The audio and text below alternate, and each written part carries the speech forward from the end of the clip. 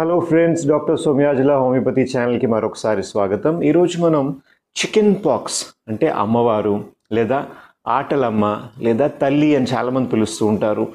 ఈ కండిషన్ గురించి మాట్లాడదాం. ఎందుకంటే ఇది ఒక సమ్మర్ ఇన్ఫెక్షన్. చిన్నపిల్లలు ఎస్పెషలీ 1 to 5 years పిల్లల్లో ఆల్మోస్ట్ మ్యాండేటరీగా అందరికీ వస్తూనే ఉంటుంది. జనరల్గా లైఫ్లో ఒకసారి వస్తే మళ్ళీ ఇంకొకసారి రాదు, బట్ సెకండ్ టైం వచ్చిన కేసెస్ కూడా చాలా ఉంటాయి.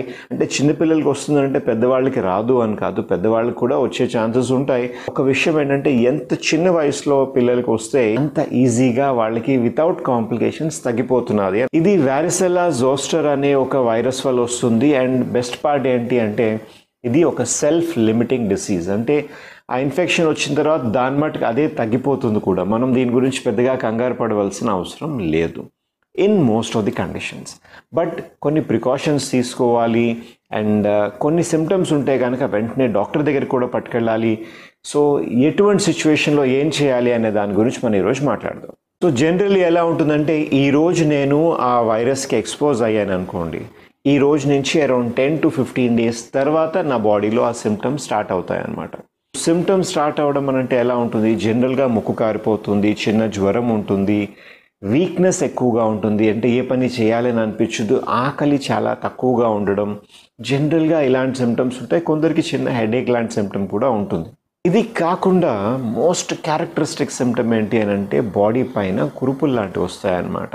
ఎక్కువగా ఈ ఫేస్ అండ్ ట్రంక్ అంటే ఛాతీ, కడుపు అండ్ వీప్ పైన మనకి ఈ ఇరప్షన్స్ వస్తాయి.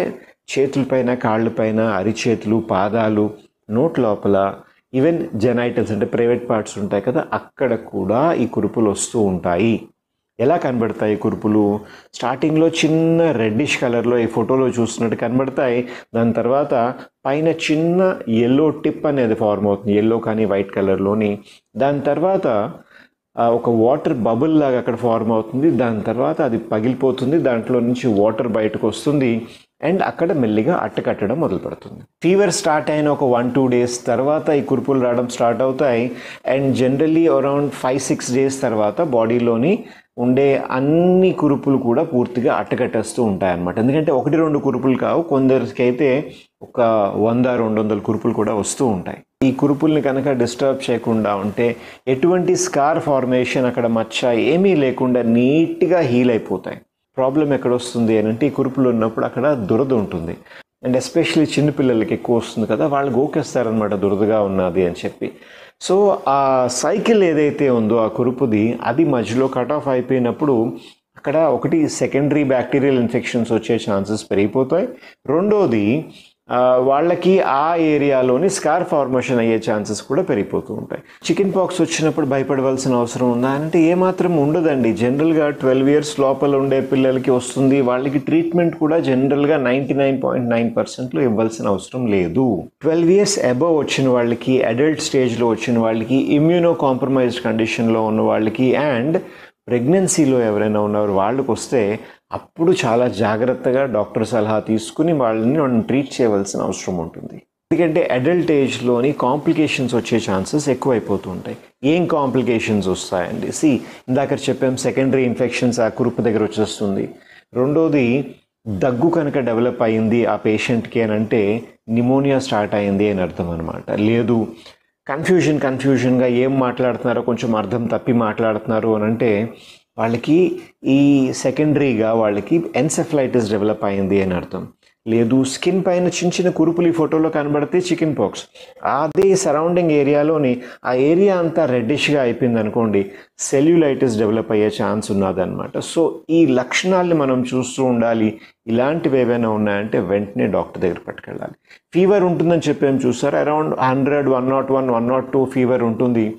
నార్మల్ ఫీవర్ మెడిసిన్ ఏదైనా ఇస్తే సరిపోతుంది. బట్ 102 టెంపరేచర్ దాటింది అని అంటే వెంటనే మీ డాక్టర్ దగ్గరికి పట్టుకెళ్ళవలసిన అవసరం ఉన్నది. ఎటువంటి జాగ్రత్తలు తీసుకోవాలండి? అండ్ ఫస్ట్ థింగ్ ఏంటి అని అంటే వీళ్ళని బయటనే ఈజీగా అందరికీ యాక్సెసిబుల్ ఉండే పబ్లిక్ ఏరియాస్కి తిప్పకూడదు.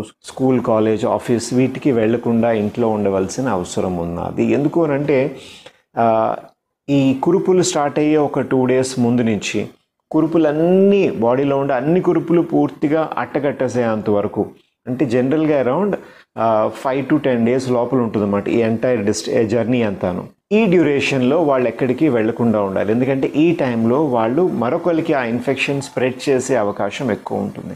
ఎలా స్ప్రెడ్ అవుతుందండి ఇది? జనరలీ వాళ్ళు తుమ్మిన దగ్గిన తుంపర్లు ఉంటాయి చూసారా అండి, దాంట్లోని ఈ వైరస్ వెళ్తుంది అనమాట. ఆ కురుపుల నుంచి వచ్చిన లిక్విడ్ ఉంటుంది చూసారా, ఆ లిక్విడ్ బట్టలకు అంటుకున్న, ఒక టేబుల్ కానీ పెన్ కానీ దేనికైనా అంటుకున్న, మనం వెళ్ళి దాన్ని టచ్ చేసినప్పుడు ఆ బట్టల్ని కానీ మరొక వాటిని, వాళ్ళ నుంచి మనకి ఆ ఇన్ఫెక్షన్ వచ్చే ఛాన్స్ ఉంటుంది. అలాగే ఆ సెలైవాలో కూడా ఈ వైరసెస్ అనేది ఉంటాయి అన్నమాట. సో వాళ్ళు ఎంగిల్ చేసిన ఫుడ్ కానీ స్పూన్ కానీ ఏదైనా మీరు డైరెక్ట్గా తీసుకున్నప్పుడు మీకు కూడా ఇన్ఫెక్షన్ వచ్చే ఛాన్సెస్ పెరిగిపోతాయి. రెండోది, సార్ స్నానం చేయించా అని అడతారు. జనరల్గా స్నానం చేయించడం వల్ల ప్రాబ్లం లేదు, బట్ ఎందుకు వద్దని చెప్తారు అని అంటే, స్నానం చేసినప్పుడు ఒకటి సబ్బు వాళ్ళకి స్కిన్కి ఇరిటేట్ చేస్తుంది. రెండోది, స్నానం చేసినప్పుడు రబ్ చేసినప్పుడు ఆ కురుపుని యాక్సిడెంట్లీ బర్స్ట్ అయిపోయే ఛాన్సెస్ ఉంటుంది. మూడోది, ఆ బాత్రూమ్ ఇంకెవరూ వాడకుండా ఉండాలన్నమాట. ఎందుకంటే ఇంకొకరు ఎవరైనా వాడినప్పుడు వాళ్ళకి కూడా ఇన్ఫెక్షన్ వస్తుంది. ఇవన్నీ ఎందుకు తలనొప్పి అని చెప్పి హ్యాపీగా వాళ్ళని స్నానం చేయకుండా ఉండమని చెప్తూ ఉంటాం. సార్ వాళ్ళకి ఇచ్చింగ్ ఎక్కువ ఉన్నది, ఏం చేయమంటారు? వేపాకు ఉంటుంది చూసారా, ఆ వేపాకుతో చిన్న పేస్ట్ చేసి దాన్ని ఆ ఏరియాలోని అప్లై చేయండి, కొంచెం ఇచ్చింగ్ అనేది తగ్గుతుంది. లేదు బాగా సెన్సిటివిటీ ఎక్కువ ఉంది, ఇచ్చింగ్ ఉంది, లాక్టోకాలమైన్ సొల్యూషన్ అనేది మార్కెట్లో దొరుకుతూ ఉంటుంది, అలాంటిది ఏదైనా రాయండి. అంటే అది టూ మచ్ ఆఫ్ స్టిక్కీగా కోకోనట్ ఆయిల్ అలాంటివి జనరల్గా రాయకండి. ఫుడ్ ఏమి ఇవ్వాలండి? ఏదైనా పథ్యం ఏదైనా ఫాలో చేయాలా? ఎటువంటి పథ్యం ఫాలో చేయవలసిన అవసరం లేదు. వాళ్ళు ఏం తినగలిగితే, ఎందుకంటే నోట్లో కూడా వాళ్ళకి సెన్సిటివిటీ పెరిగిపోతుంది, సో వాళ్ళు ఏం తినగలిగితే అటువంటి ఫుడ్ ఇవ్వండి. ఈవెన్ జనరల్గా లిక్విడ్స్ ఎక్కువ ప్రిఫర్ చేస్తూ ఉంటారు. సార్ రాకుండా ఉండాలంటే ప్రికాషన్స్ ఏం తీసుకోవాలి? రాకుండా ఉండాలంటే ప్రికాషన్స్, మీ ఏరియాలో ఎవరికైనా వచ్చిందనుకోండి, వెంటనే రస్టాక్స్ 30 అనే ఒక హోమియోపతిక్ మెడిసిన్ ఉన్నదండి, చాలా బాగా పనిచేస్తుంది. దీన్ని ఎవ్రీడే నైట్ 5 pills మీ ఇంట్లో మెంబర్స్ అందరికీ ఇవ్వండి. ఎస్పెషలీ ఎవరికైతే ఇంకా చికెన్ పాక్స్ రాలేదు వాళ్ళకి మ్యాండేటరీగా చిన్నపిల్లలందరికీ ఇవ్వండి. అలా చేయడం వల్ల వాళ్ళకి ఈ చికెన్ పాక్స్ సిమ్టమ్స్ ఉండే ఆ డిసీజ్ స్పెసిఫిక్ ఇమ్యూనిటీ అనేది పెరిగి వాళ్ళకి ఆ ఇన్ఫెక్షన్ వచ్చే ఛాన్సెస్ బాగా తగ్గిపోతాయి. వచ్చినా సరే ఎక్కువ ఇంటెన్సిటీ ఉండకుండా ఉంటుంది. సార్ దీనికి వ్యాక్సిన్ ఏదైనా ఉన్నదంటే, వ్యాక్సిన్ ఉన్నది, బట్ అంతలాగా నేను అగ్రెసివ్గా సజెస్ట్ చేయను. ఒక డిసీజ్ మన బాడీలోకి వచ్చి చాలా లైఫ్ థ్రెటనింగ్గా అయిపోతుంది, పోలియో లాంటి వ్యాధికి అయితే వ్యాక్సిన్ ఇవ్వడం అనేది మ్యాండేటరీ. చికెన్ పాక్స్ వచ్చినా సరే అంతలా ప్రమాదం కాదు కదా, దాని గురించి ఆర్టిఫిషియల్గా మనం ఎందుకు ఇండ్యూస్ చేయాలి అనేది ఒక కాన్సెప్ట్. బట్ అల్టిమేట్గా ఇది మీ డెసిషన్ అండి. సో ఇచ్చినా పర్వాలేదు, ఇవ్వకపోయినా పర్వాలేదు. చికెన్ పాక్స్ వచ్చినా సరే మీరు కంగారు పడిపోవక్కర్లేదు. మీకు ఏదైనా డౌట్ ఉన్నది ఈ టాపిక్ పైన అంటే కింద కమెంట్ సెక్షన్లో పెట్టండి. నా పేరు డాక్టర్ సురేష్ సోమయాజుల. సర్వే జన సుఖినో భవంతు.